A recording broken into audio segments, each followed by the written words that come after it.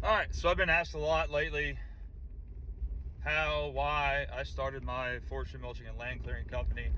And to be completely honest with you, there's just not enough videos on this topic on the internet. So I'm going to make another video to add to the list. I started my business in 2023 after driving a truck for nearly a decade. I had been an owner operator. I'd pulled flatbed. I was a company driver pulling cars, and that was a fantastic job. So I came home one day and I told my wife, I'm quitting my six-figure job and I'm going to start a business. And that's pretty much what I did. I started out by buying a 25 horsepower compact tractor. I had a tractor, a strong back, and a chainsaw is what I like to tell everybody. And yeah, that was 2.5, 3 years ago now. And it's just been all go ever since.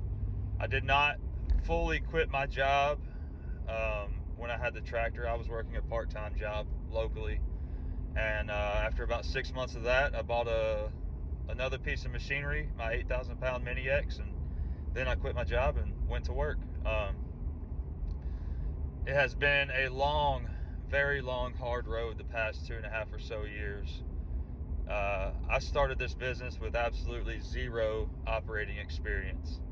I grew up on a farm, so I knew how to run a tractor. That was no big deal. I knew how to run a chainsaw and all that good stuff. And I know land. But I had never ran a mini excavator or an excavator. I had very, very limited seat time in a skid steer. So it's been an uphill battle for me. A lot of hard lessons learned, but a lot of good days in between as well. There have been times where I've had to come home and tell my wife that I can't pay us this week. There's not enough money to go around and the bills have to be paid, but we're not getting any. And you talk about a hard thing to have to do as the man and the provider and the husband and the father. That's brutal. But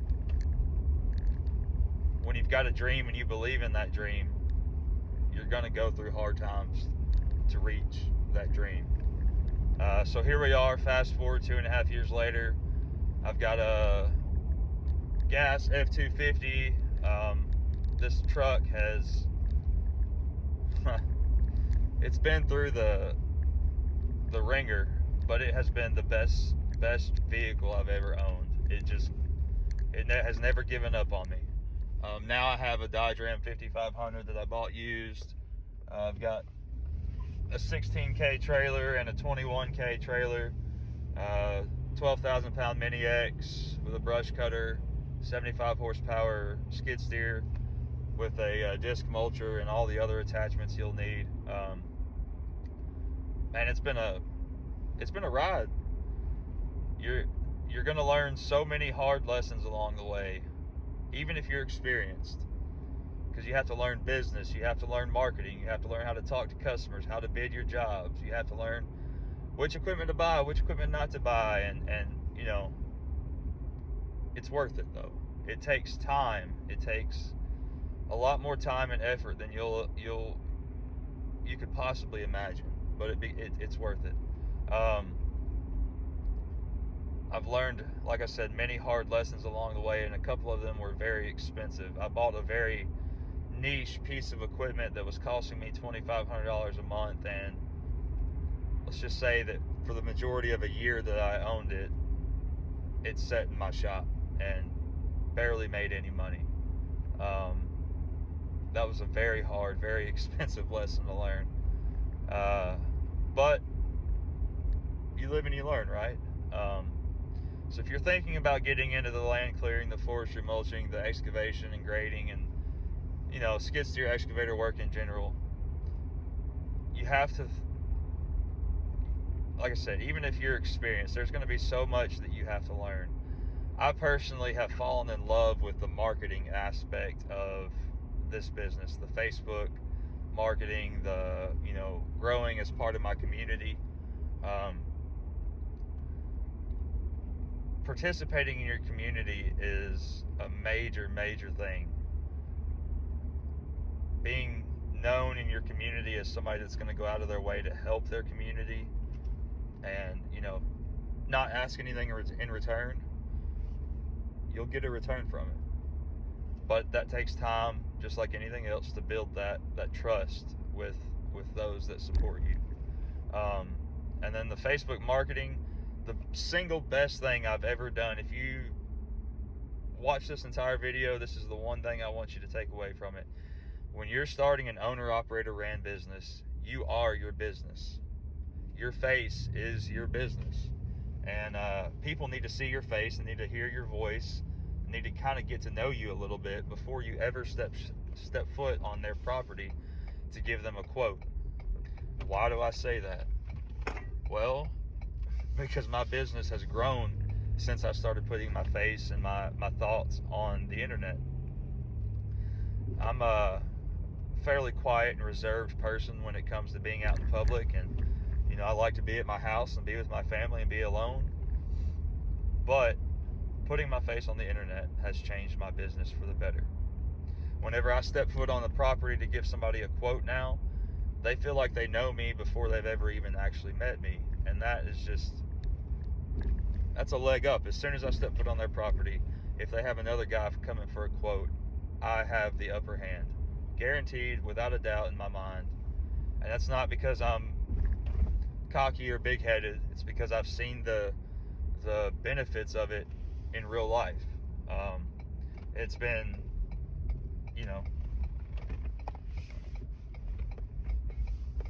proof is in the pudding. Yeah. So the biggest thing I can tell you is, if you're going to do it, number one, don't buy undersized equipment, because that tractor that I bought and my strong back and my chainsaw did not last for long.